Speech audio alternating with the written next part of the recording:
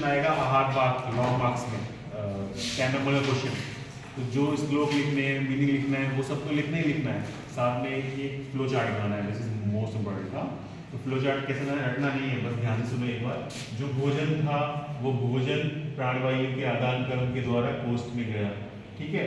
कोष्ठ में जाने के बाद उसमें दो चीजें होंगी, एक द्रव्य भिन्नम और दूसरा स्नेह मृदुताम्रतम।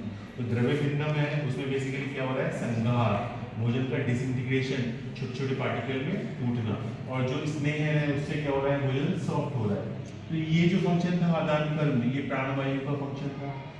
जो ये संघात और स्नेहन हो रहा है वो क्लेदक कफ के द्वारा हो रहा है।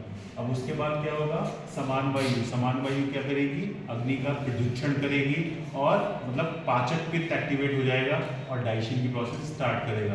तो बेसिकली मैं क्या बताना चाह रहा था, यहाँ पे प्राणवायु ने काम किया, समान वायु ने काम किया, क्लेदक कफ ने काम किया, पाचक पित्त ने काम किया, ठीक है।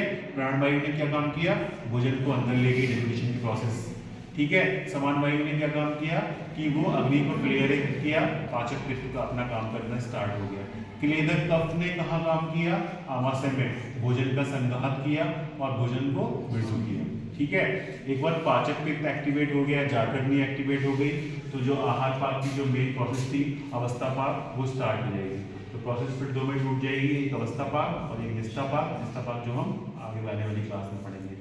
अवस्था पाक को फिर से तीन में तोड़ देंगे, मधुर अवस्था पाक, अम्ल अवस्था पाक, कटु अवस्था पाक। मधुर अवस्था पाक, इसमें 4 पॉइंट्स याद रखने हैं, सिर्फ पूरी कहानी अपने आप बन जाएगी। पहला पॉइंट, ये आमावस्था कहलाती है, क्योंकि ये आमाशय में होती है इसलिए आमावस्था कहलाती है, क्योंकि ये आमाशय में है इसलिए आमावस्था कहलाती है। इस समय भोजन आमा फॉर्म में है, कच्चा फॉर्म में है, इसलिए भोजन, इसलिए भी ये आमावस्था कहलाती है, ठीक है। और बेसिकली इसमें क्या होता है, मधुर रस का डाइजेशन सबसे पहले होता है और जिसकी वजह से मधुर रस की उत्पत्ति होती है और कफ दोष की उत्पत्ति होती है, जो कि फेनभूत अर्थात झाग के रूप में देखी जाती है, ठीक है। तो दिस इज व्हाट मधुर अवस्था पाक। फिर आया अम्ल अवस्था पाक। तो इसमें जो हाईलाइट वाला मोस्ट इंपोर्टेंट क्वेश्चन है, टिप पे आना चाहिए, पित्तमक्षम। कोई सपने में भी थप्पड़ मार के पूछे पित्तमक्षम, तो मुंह से क्या निकलना चाहिए, अम्ल अवस्था पाक। तो पित्तमक्षम अम्लावस्था पाक में देखा जाएगा, क्योंकि ये अवस्था पंचमानाशय में हो रही है इसलिए इसको पंचमानावस्था भी कहा गया है।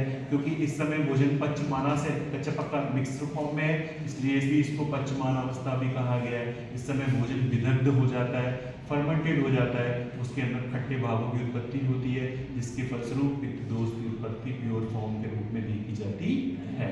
कटु अवस्था पाक, कटु अवस्था पाक पक्वाशय में होता है, लार्ज इंटेस्टाइन में, इसलिए इसको पक्वा अवस्था भी कहा गया है। इस समय पूरे भोजन का डाइजेशन हो चुका है इसलिए भी इसको पक्वा अवस्था कहा गया है। इस समय बेसिकली क्या होता है, बन्नी के द्वारा शोषण होता है। तो जो पक्वाशय में आगी रखी हुई है वो आगी शोषण करती है, सुखा देती है, किसको, जो भोजन का जलीय अंग था उसको सुखा देती है। जैसा कि मॉडर्न में भी माना है कि लार्ज इंटेस्टाइन के अंदर वाटर का मैक्सिमम एब्जॉर्प्शन हो जाता है। जब पानी का एब्जॉर्प्शन हो जाएगा तो क्या बनेगा, जो बचा बचा रेजिड्यू है वो किस फॉर्म में आ जाएगा, पिंड के रूप में आ जाएगा और कटु भागों की उत्पत्ति होती है और वात दोष की उत्पत्ति देखी जाती है।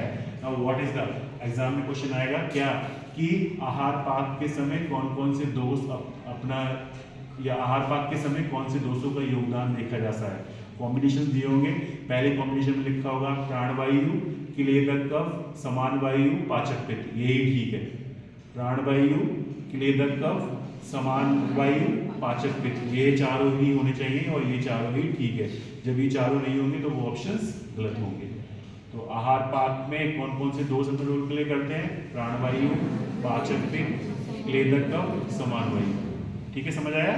तो दिस इज व्हाट अवस्था पाक। कल की क्लास में हम क्या देखेंगे, निष्ठा पाक। उसमें क्या होगा, अब इसमें जो भी कुछ बना, इसमें जो कुछ बना, इसमें जो कुछ बना, तो फाइनली दो में बन गया, एक सार भाग और एक किट्ट भाग। जो किट्ट भाग था वो किट्ट भाग बॉडी से एक्सक्रीट हो जाएगा, either in form of faeces or in form of the urine. जो सार भाग था वो इंटेस्टाइन के अंदर एब्जॉर्ब हो जाएगा।